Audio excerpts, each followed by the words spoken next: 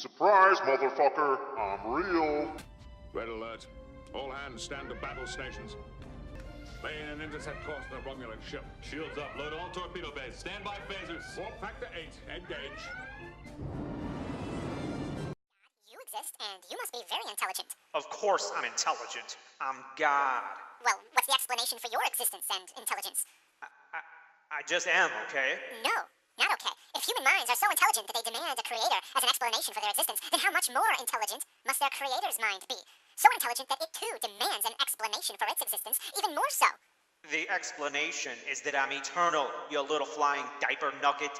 I always existed. I just am.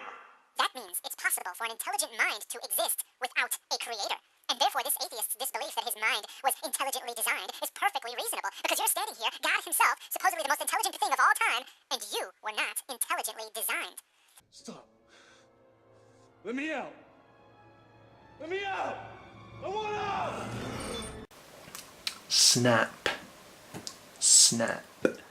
This is stupid, okay? First of all, God is outside the category of created things. You keep trying to drag him back in there, but he exists out with the universe. He is responsible for its being. He is not controlled by or acted upon by the laws of nature.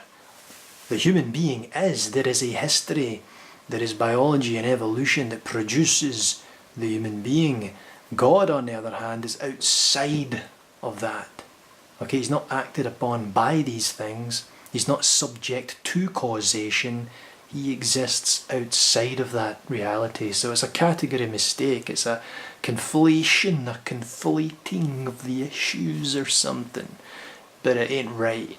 This atheist is perfectly consistent. In fact, the atheist who knows his mind is the result of evolution has far more of an explanation than "I'm just eternal," as if the word eternal makes you exempt from the logic, which you just now implied should be so obvious.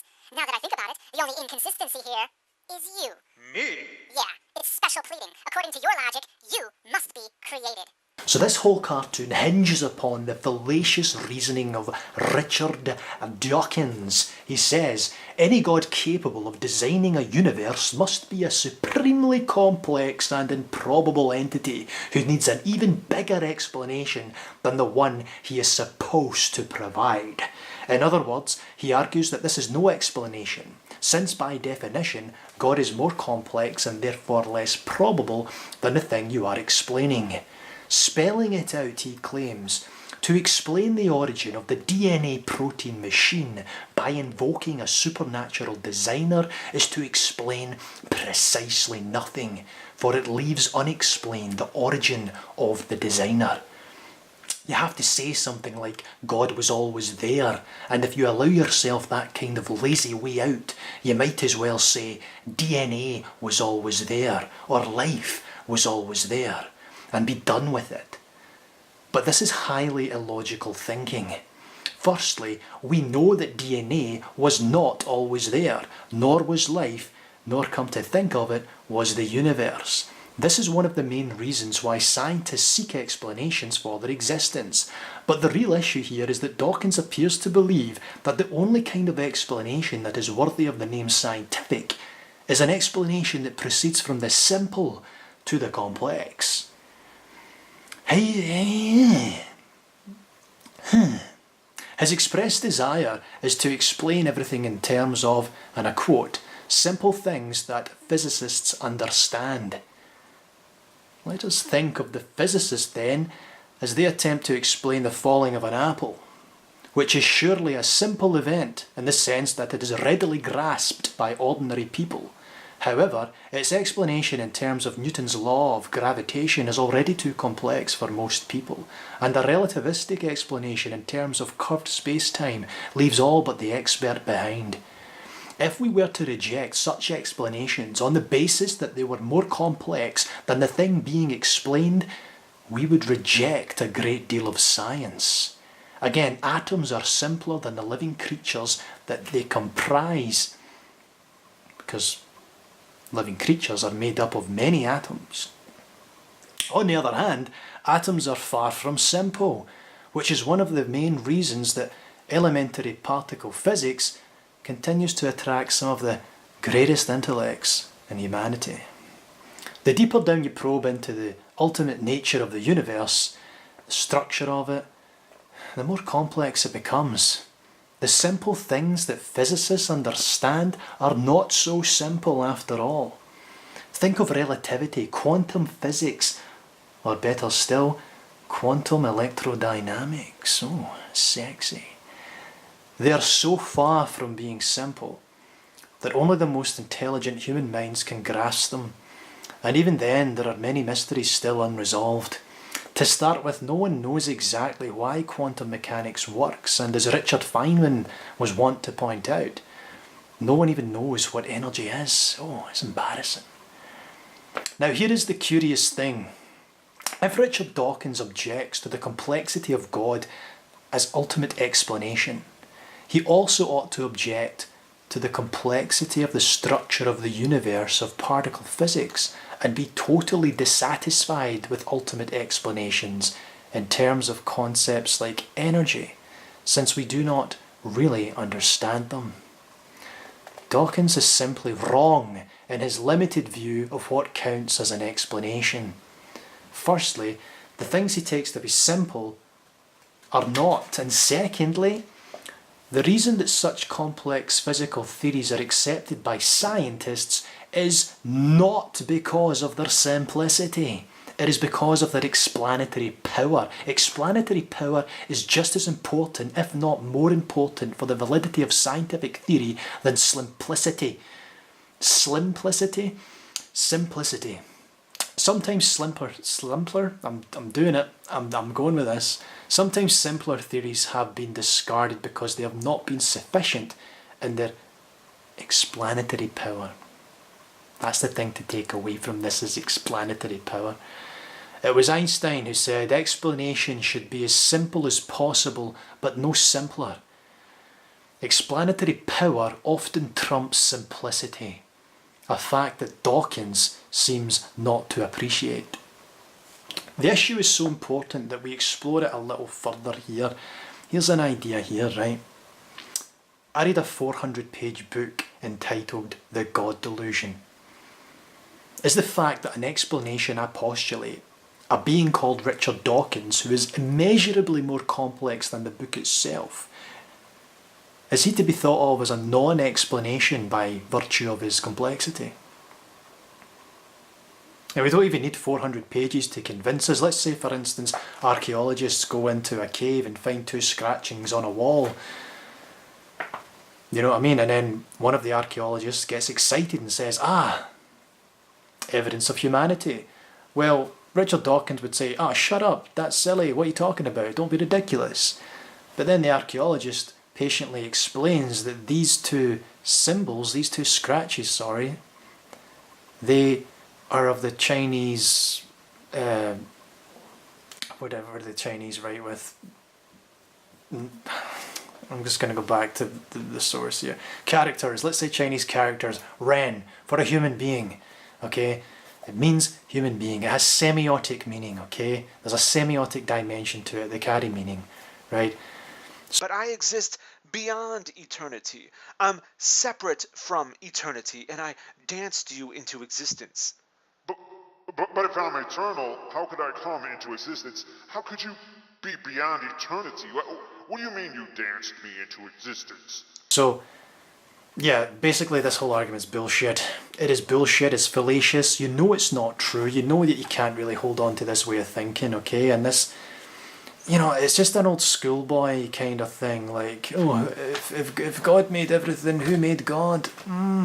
Again, as I say, it's drawn God into the realm of created beings, and no one believes in a created God. We're not talking about a created God. We're not talking about a God that emerged from the primordial soup of the universe. We're talking about a God that exists outside of that. That's what we believe as theists, okay? And the idea that consciousness is fundamental and everything else is derivative is something that quantum theorists are, you know, very happy to advance from a scientific perspective. Max Planck, the father of quantum theory, saying that the matrix of all matter must be in something like a mind. And let's not forget that stardust, the stuff of the universe, left over time, has resulted in us And if these natural processes can give the universe consciousness in the human being, then why is it such an alien notion to postulate the existence of consciousness being more fundamental? Something greater than the human mind, which is just, well, stardust left to time. Why is it so crazy to think that consciousness can exist as the ultimate foundation? You know, because the reductionist will keep going on that stage and then this happened and then this. We have to come to a point where, you know, that 0 point. And I believe that that point is consciousness. And that is where matter derives from, where we come from. On a spiritual level, on an unseen transcendent level. Okay? So this idea of who created God, it's a silly question. Where the hell are we now? You're on Earth. A big challenging question. It's not something you should go, oh fuck me, I'm so smart, I'm so clever. I'm so clever because I'm the first person. I'm so bright. I'm so bright because I asked the question who created God and no one did, so he doesn't exist. Throw my hands up in the air, I win. You think that's smart? I mean, let's just read some of the comments. Let's read some of the comments on this damn video. God's God. Let's see some of the things atheists are saying, okay? This will be ridiculous. Let's see. I don't even know what to say about this channel anymore. Pure fucking brilliance. Well, we've fucking blown that one out of the water, haven't we? The ending was extremely well done. No, it wasn't. The ending is extremely cringy. We have somebody sitting under a tree and... Whose God are you? I created all the gods.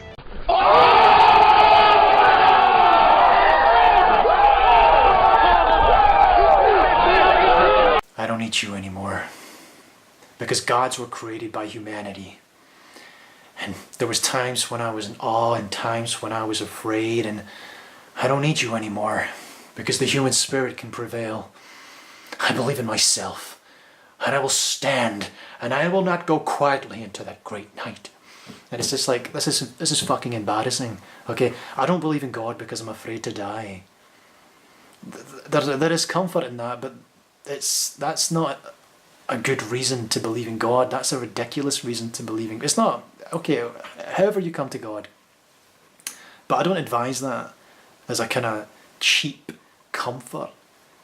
I believe, like I've explained, that if, you know, left to its own devices, the stuff of the stars, the dust, can become the human conscious mind, then that which is most fundamental is greater in value and what it is, and, you know, and I believe then that ultimate mind, ultimate consciousness is from where we all derive. And I don't think that's that absurd. And yes, you can pick up a Bible and you can mischaracterize it. And look, I don't put too much value. I believe the Bible's like a stepping stone for people. It's a good tool, and if, you know, there's lots of criticisms to be made about religion. There is. I'm highly critical of religion myself. I mean, if you look at the rest of my channel, I've very nuanced beliefs. I look at these scriptures and I come away with there's an element of truth in there, and I believe in the person of Jesus Christ and in his mission and in his integrity and his teachings. But you know, a lot of it, like Christians today who believe in like a literal Genesis account, you know, the world being created in 7 days and all that, Adam and Eve and all that.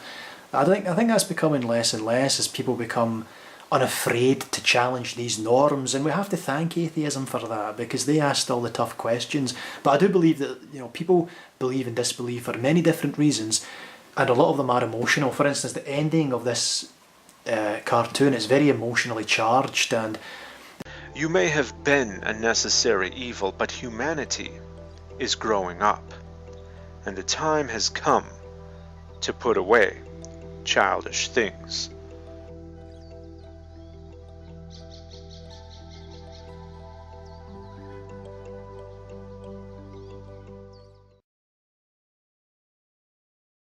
it's something that, you know, the atheist can get behind with the human spirit, and yes, and, you know, we can rise above these things, and to a degree I'm with that, because we need to rise above certain superstitions. Another comment says, when religious people realise their life is a lie. Oh, come on, that's a bit harsh. My entire life is a lie. But humanity is growing up and it's time to put away childish things.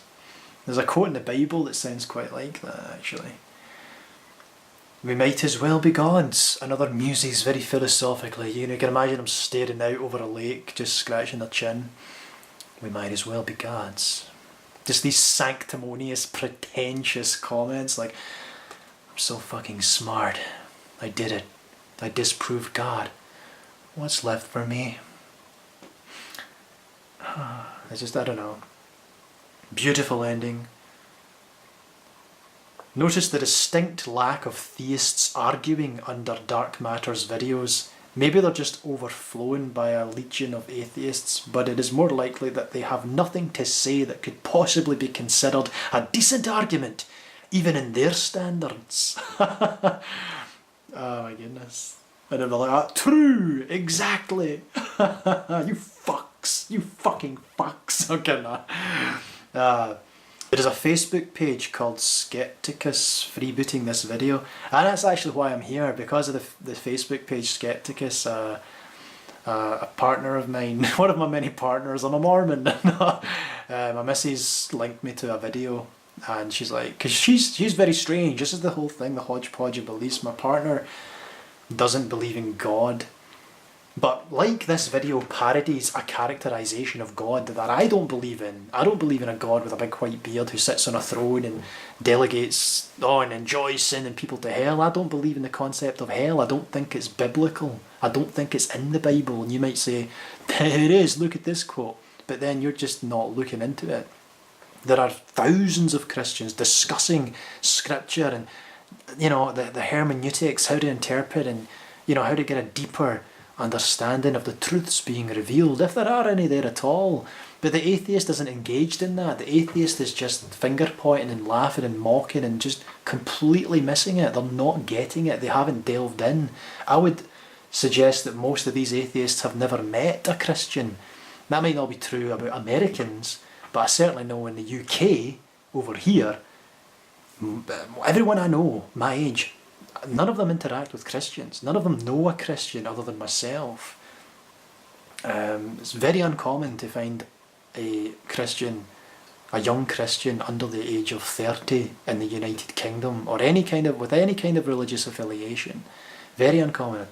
Anyway, so basically that video was stupid. I've trashed it, I've demolished it, and I will continue this tearing down of these pathetic atheists. Nothing against atheism per se, but these arguments are stupid. And I'm going to go after stand-up comedians, because stand-up comedians have been very lazy and uninspired in mocking Christianity and religion. Now, some of that's necessary. Some of that is necessary, but I feel like when they go after theism as a whole, they're very dumb. They're very sanctimonious and unlikable, like Tim Mitchin, the Australian fuck. He's so unlikable. I would shit in his face if I saw him. He's such a cunt. He's such a monumental, unlikable, fucking weaselly little shit. Hate that guy, Tim Mitchin. Fuck him. That was a very strong emotional reaction. Not a fan. But someone like Jimmy Carr, I find him very entertaining, I've never actually listened to any of his bits. Ricky Gervais I respect, because he goes outside of Christianity. He doesn't play it safe. He's willing to talk about Islam and the like, which I think needs a bit of razzing, whatever the term is. Anyway, that's enough said for this video. All the best. Take care. Believe in God. Peace be with you. Peace be with you. Where's the off button?